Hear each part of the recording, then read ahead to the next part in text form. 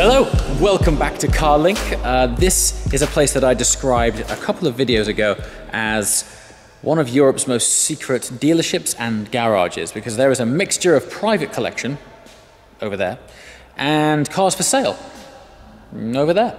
And it just so happens that today I'm driving one of these cars for sale, this McLaren P1 GTR. The big thing about this particular car is that it has been road converted by Lansante. Familiar? Because they did the P1 LM, which went on a few years ago to set a Nürburgring lap record. Even more fascinating about this car, Jerome, the owner of it and the owner of CarLink, has never ever driven the car. So today I am going to be crazily honored to be the first person to turn a wheel in that car since it's been registered. More on that in a minute, but first of all, let's show you around. There is a link in the description below to a full garage tour of this wonderful place. But anyway, back to the car of the moment that we're going to be driving shortly. We have just pulled this outside for some photos, hence the raindrops. Hopefully that'll subside by the time I've given you a brief walk around. Now then, rarity. Only 40 of these cars were made in terms of P1 GTRs, and Lansante converted a handful of them to road legal. So originally, this car was not designed to wear one of those number plate things. And this was supposed to be a track-only version of the McLaren P1. The car is incredibly lightweight, as we shall discover when we sit inside it shortly, just due to complete removal of sound deadening, even further use of carbon fiber and fancy exhaust systems and things like that. It still maintains the familiar 3.8 litre engine from the McLaren P1, which also has a hybrid unit to it, but this has a horsepower increase of 83 horsepower more than a regular P1, which also, combined with the incredible weight saving that has been applied through this car and the fondling and fettling of Lansante, it'll achieve 225 miles an hour and 0 to 60 in just 2.4 seconds. So this is no slouch. It also just so happens that this car, when it landed, was just in excess of $2 million. So incredibly rare, incredibly expensive. As I mentioned in the beginning of the video, this is yet to turn a wheel on a public road, so I can't believe what's about to happen. As always, we're going to take you guys on the journey.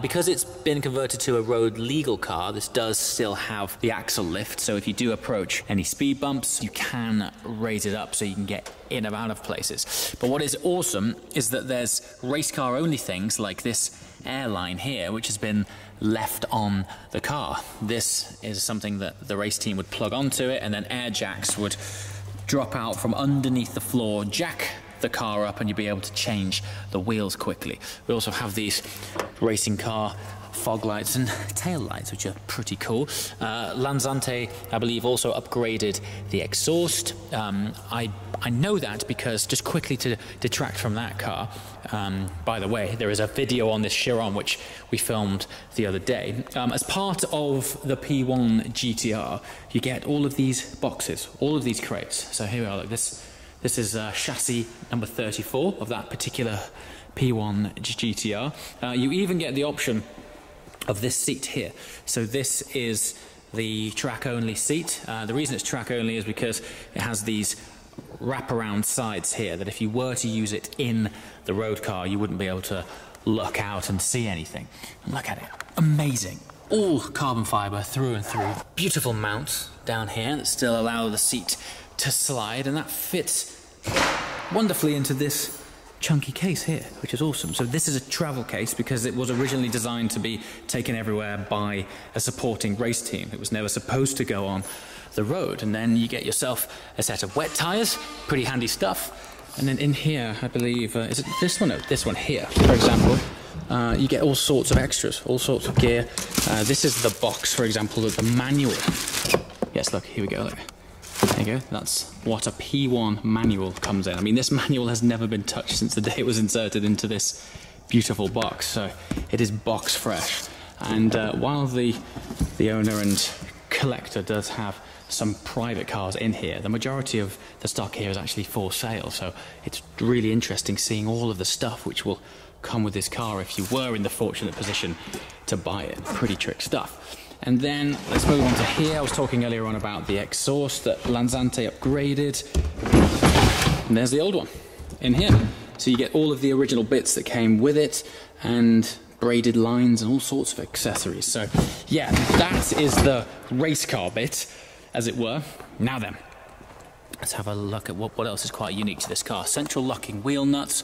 I believe these had the Akebono racing brakes on as well. Akebono brakes, I believe, were a Formula One partner that McLaren were using at the time of developing the P1 and P1 GTR, and they are designed ultimately to just resist a lot more intense brake use and cope with higher temperatures than your average carbon ceramic brake that you'd find on even the fastest of road cars. And then some interesting stuff which you might not know. The fuel filler cap and the oil cap access is actually in the roof of the P1. So over here you'll have the oil, this side here, look at that, and look at the carbon weave on this tub. It's a beautiful, beautiful thing. So that's that. Massive wing. We come back around to this side, and this is the fuel cap. I mean, if you didn't know, you wouldn't know, would you? And there it is. So that's how you fill up. And that's not just exclusive to the GTR, that's where they are on all P1 variants. Okay. Tack that back there.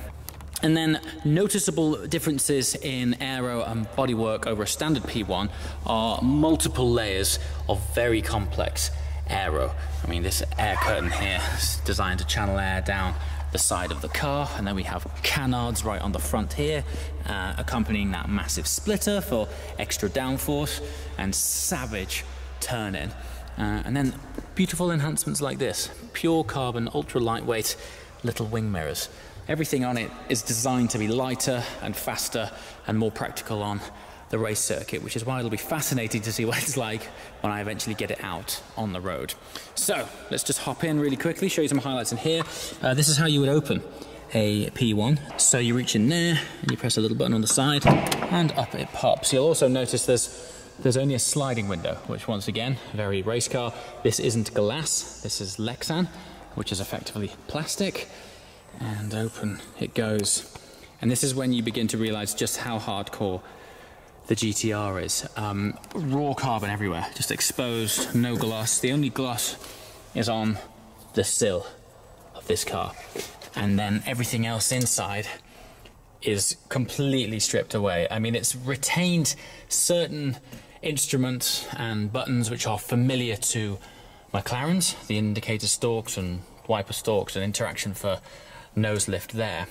But other than that, you've got yourself a full-blown racing wheel here, which in true race car style is also detachable, like so. So really you don't need a key for a P1 GTR. You could just carry your steering wheel around with you like this. I mean, look at the back of that. It's pure, it's just pure motorsport, isn't it? I like that it has the car number as well on the back of the wheel. And everything's gorgeous. Look at that billet aluminium shrouding there on the back of the wheel for where it slots onto the steering column. And then in front of you is pure race car stuff. I mean, look, you've got DRS, like you do in F1, drag reduction system. iPass, that's a system that works in conjunction with the hybrid. PTT there is push to talk, if you want to push the button and speak back to the pits. E-mode, so you can crawl around in hybrid mode only. Launch button, boost button, engine start, stop.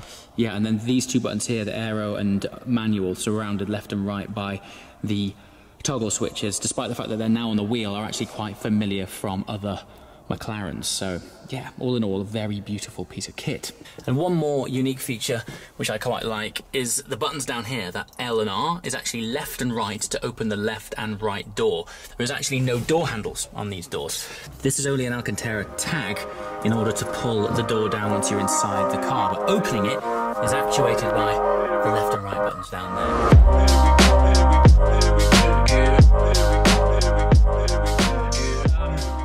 Jerome is back. This is an above average day, dude. We're hopping out of the Chiron. Doesn't feel so comfy. No, it's slightly compromised compared to the Chiron. Fun fact, there's no key for this car. The steering wheel is the key.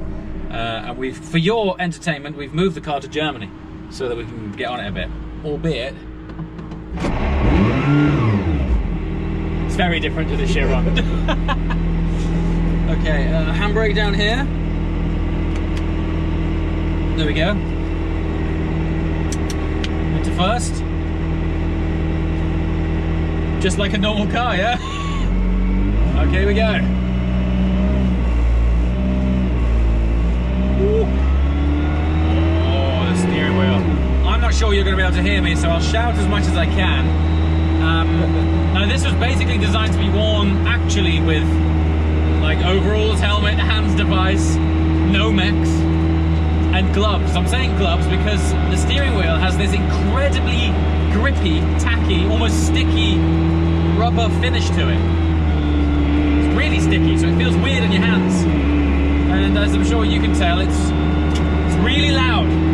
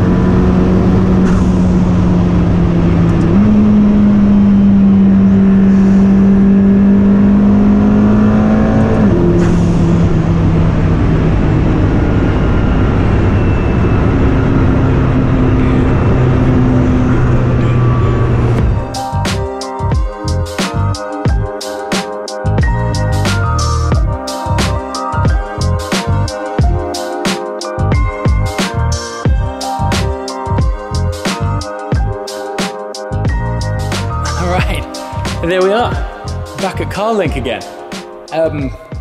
What can I say? Massive attack on the senses. I think the best way of trying to convey it to you guys is purely through how loud we had to shout for me and Jerome to hear each other. It's super, super intense. I mean, you know, the words race car for the road get bandied around a lot and it often gets lost in translation. That is a race car for the road. It's unbelievable. Anyway, be sure to follow CarLink on Instagram. I'm going to put the link below because they have some, well, as you've seen, seriously exclusive stuff in stock. So give them a follow. There's some really cool stuff coming, and I'm also been handed the keys to lots more of their cars. So comments below what else you'd like to see me drive. As always, thank you so much for watching. I shall see you next time. Ciao.